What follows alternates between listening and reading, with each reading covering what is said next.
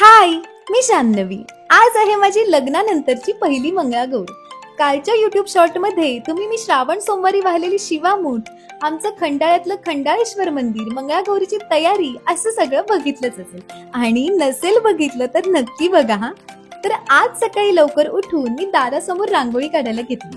तर ही आहे आजच्या मंगळागौरीच्या पूजेसाठी काढलेली रांगोळी। यानंतर मी मंगळागौरीच्या पूजेसाठी छान तयार व्हायला सुरुवात केली। तर हा आहे आजचा माझा मंगळागौरीच्या पूजेसाठी केलेला फर्स्ट लुक। आज मी 6 वारी साडीची 9 वारी सारखी दिसणारी साडी नेसली होते। कपाळावर चंद्रकोर, केसांचा खोपा असा अगदी ट्रॅडिशनल लुक केला होता। मंगळागौर व्रत म्हणजे नेमकं काय सांगू तर थोडक्यात श्रावण महिन्यातल्या मंगळवारी देवी गौरीची पूजा केली जाते। यालाच मंगळागौर पूजन असं म्हणतात। आजच्या पूजेसाठी आमच्या गावातल्याच नवीन लग्न झालेल्या म्हणजेच लग्नाला 5 वर्ष न झालेल्या माझ्या मैत्रिणी वशेळ्या म्हणून आल्या होत्या। आता तुम्हाला वशेळ्या म्हणजे काय हा प्रश्न पडला असेल ना?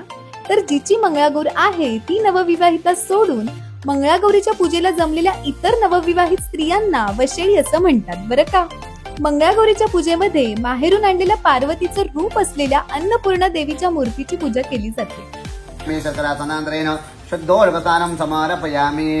इकडे आमची पूजा चालू असताना माझ्या सगळ्या सासूबाई मिळून मंगळागौरीसाठी कणकेपासून म्हणजेच पिठापासून दागिने करत होत्या। तुम्हाला माहितीये का, यामध्ये अगदी मंगळसूत्र, नथ, बांगड्या, हार, कर्णफुलं, देवीला बसायला आसन आणि केसांची वेणी सुद्धा केली होती। सगळेच दागिने इतके सुबक केले होते ना।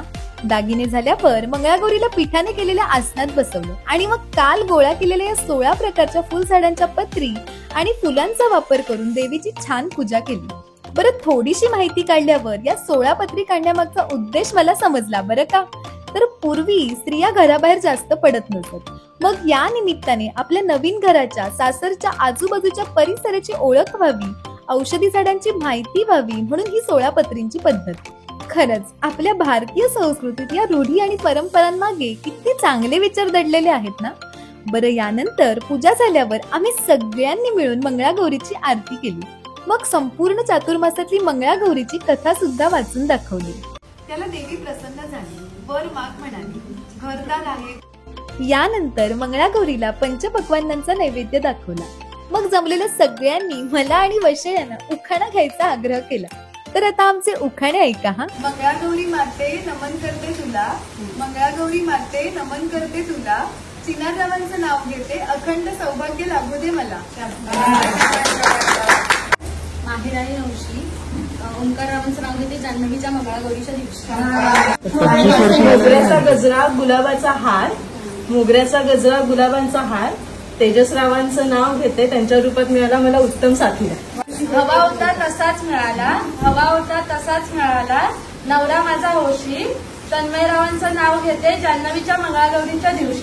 संसाराच्या सागरात प्रेमाची नौका, संसाराच्या सागरात प्रेमाची नौका, परागचं नाव घेते, सगळ्यांनी ऐका।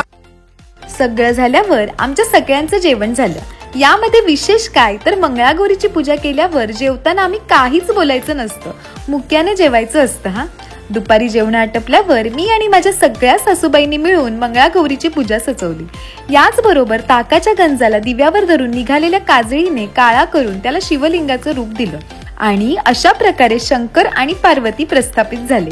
मग आम्ही पुन्हा एकदा छान तयार झालो। आता आमच्या गावातले सगळेजण आरतीला, जेवायला आणि बायका मंगळागौरीचे खेळ खेळायला येणार होत्या, त्यासाठी मी छान तयार झाले। तर हा आहे आजचा माझा मंगळागौरीसाठी केलेला सेकंड लुक। सगळ्या बायका जमल्यावर मंगळागौरीच्या आरती बरोबरच अनेक आरत्या झाल्या। सगळ्यांनीच खूप मनापासून आरत्या म्हटल्या। भूषण हाती भाग्या प्रति गौरीला, उजळू पंचारती तिजला, वाहू हळदी कुंकुमाये। यानंतर सगळ्यांची जेवण झाली। जेवणामध्ये मसाले भात, बटाटा वडा, शिरा, पुरणपोळी असं काही काही केलेलं होतं। जेवण आटपल्यावर आजच्या दिवसाचा सगळ्यात हौशीचा भाग सुरू झाला, तो म्हणजे मंगळागौरीचे खेळ। आमच्या गावातल्या सगळ्या बायका मिळून इतक्या हौशीने खेळत होत्या ना, कुणालाही वयाचं बंधन नव्हतं, तब्येतीचा विचार नव्हता, अगदी मनसोक्त आणि उत्साहाने खेळ खेळत होत्या। फुगड्यांचे वेगवेगळे प्रकार, आटुष्यपान, तांदूळ सडूबाई, आगोट पागोट, ये गौरी ये, सोमू गोमू, भोवर भेंडी, गोप, नखोल्या, गाठोड असे एकाहून एक भारी भारी खेळ सगळ्या जणी खेळल्या. बरं नुसतं खेळत नव्हत्या हा, त्याच्या जोडीला छोटे छोटे उखाणे आणि गाणी सुद्धा अगदी तालात म्हणत होत्या. मी हे सगळंच इतकं एन्जॉय केलं ना, या खेळांचे काही छोटे छोटे व्हिडिओ तुमच्यासाठी बरं का.